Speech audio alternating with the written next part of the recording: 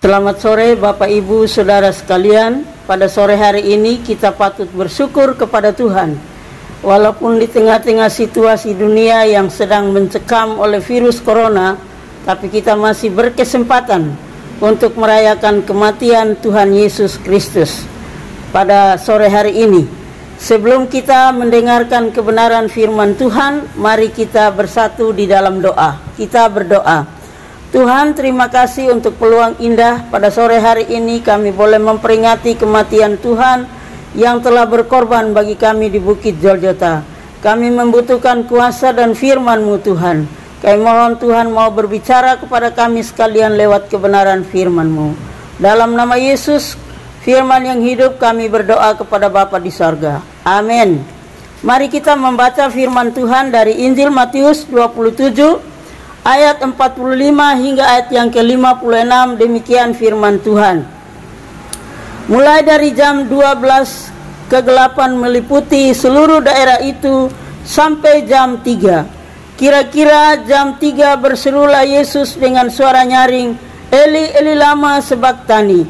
Artinya, Allahku, Allahku, mengapa engkau meninggalkan aku?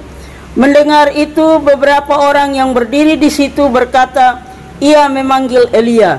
Dan segeralah datang seorang dari mereka. Ia mengambil bunga karang, mencelupkannya ke dalam anggur asam, lalu mencucukkannya pada sebatang bulu dan memberi Yesus minum. Tetapi orang-orang lain berkata, jangan, baiklah kita lihat apakah Elia datang untuk menyelamatkan dia. Yesus berseru pula dengan suara nyaring, lalu menyerahkan nyawanya. Dan lihatlah, tabir bait suci terbelah dua, dari atas sampai ke bawah. Dan terjadilah gempa bumi dan bukit-bukit batu terbelah. Dan kuburan-kuburan terbuka. Dan banyak orang kudus yang telah meninggal bangkit. Dan sesudah kebangkitan Yesus, mereka pun keluar dari kubur, lalu masuk ke kota kudus dan menampakkan diri kepada banyak orang, kepada pasukan dan prajurit-prajuritnya. Dan yang menjaga Yesus menjadi sangat takut ketika mereka melihat gempa bumi dan apa yang telah terjadi, lalu berkata, sungguh ia ini adalah anak Allah. Dan ada di situ banyak perempuan yang melihat dari jauh, yaitu perempuan-perempuan yang mengikuti Yesus dari Galilea untuk melayani dia. Di antara mereka terdapat Maria Magdalena dan Maria ibu Yakobus dan Yusuf dan ibu anak-anak Zebedeus. Bapak Ibu Saudara sekalian, dari kebenaran firman Tuhan ini kita akan belajar di bawah satu tema, yaitu pengorbanan Yesus menggoncangkan dunia.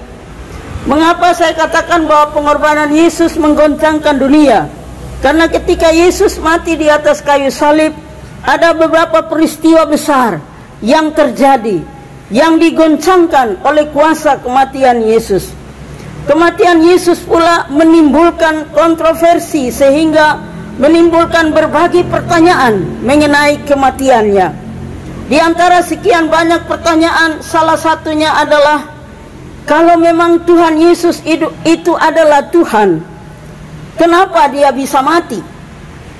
Karena Tuhan adalah Allah yang kekal.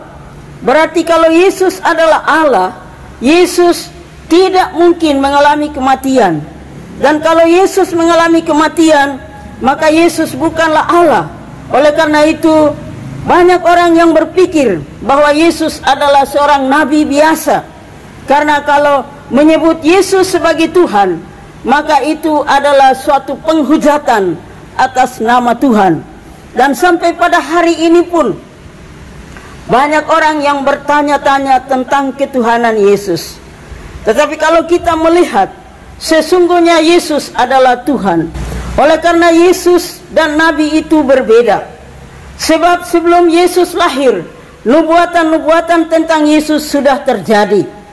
Bahkan ketika dalam kandungan, Yesus sudah dijelaskan oleh para malaikat yang datang kepada Maria, bahwa Maria mengandung oleh Roh Kudus, bukan hasil hubungan suami istri. Itu kita bisa baca dalam Injil Matius pasal 1 ayat 20 dan Lukas 1 ayat 35. Jadi, kalau Yesus mati di bukit Golgota, itu merupakan suatu pengorbanan yang sempurna, suatu pengorbanan yang sejati, karena didasarkan pada kasih-Nya yang sempurna, seperti yang tertulis di dalam Yohanes 15 ayat 13, bahwa tidak ada seorang pun yang dapat memberikan nyawanya bagi seorang sahabat. Jadi dia adalah seorang yang penuh dengan kasih, sehingga dia rela mengorbankan nyawanya.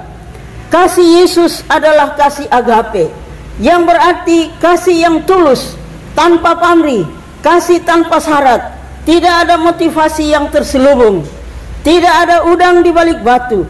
Inilah ketulusan sebuah pengorbanan, dan pengorbanannya dibangun atas dasar kasih, agar Bapa dimuliakan dan janji Allah pun digenapi melalui kehidupan Yesus Kristus. Dan kematian Yesus bukan sebagai seorang martir, tetapi sebagai pengorbanannya yang sempurna untuk menyelamatkan umat manusia, seperti yang kita baca di dalam ayat 50 dari Injil Matius 27 ayat Injil Matius 27 ayat 50 tadi. Oleh karena itu, pada hari ini kita merayakan Jumat Agung dalam situasi yang mencekam, sebab dunia digoncangkan oleh virus corona.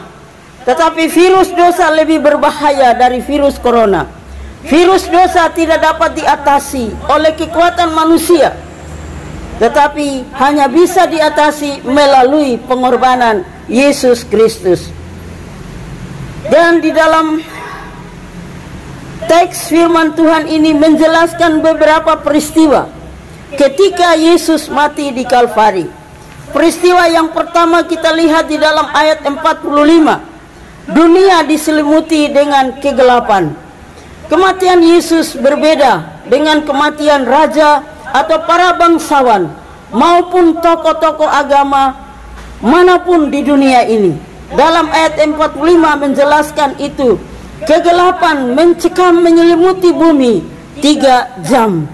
Kisah ini sangat menggemparkan di langit maupun di bumi, sebab karya terbesar telah digenapi oleh Yesus Kristus pada hari itu. Kegelapan mengibaratkan kedahsyatan dosa yang mengikat manusia.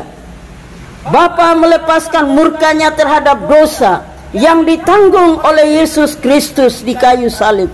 Tetapi di balik semua peristiwa itu terbukti bahwa Yesus adalah Tuhan yang tak terkalahkan oleh dosa. Keberdosaan manusialah yang dimurkai oleh Allah, tetapi karena kasih Yesus telah menanggungnya di kayu salib, supaya manusia yang percaya kepadanya memperoleh keselamatan dan hidup dalam terangnya yang ajaib. Jadi kegelapan itu menandakan bahwa betapa kejamnya dosa itu yang mengikat manusia. Tetapi Yesuslah yang melepaskan manusia daripada ikatan kuasa dosa itu dan memberikan anugerah keselamatan kepada manusia.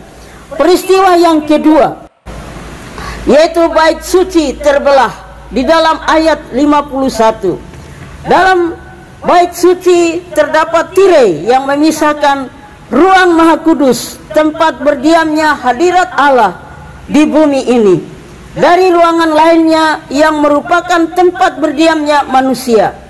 Ini menandakan bahwa manusia terpisah dari Allah karena dosa. Hanya imam besar yang diizinkan untuk melewati tirai ini setiap tahun sekali untuk masuk ke hadirat Allah, mewakili semua orang Israel dan mengadakan pendamaian bagi dosa-dosa umat pada saat itu. Jadi, robeknya tirai itu secara dramatis pada saat kematian Yesus melambangkan bahwa pengorbanannya, darahnya yang tercurah merupakan penebusan yang sudah memadai bagi dosa-dosa umat manusia.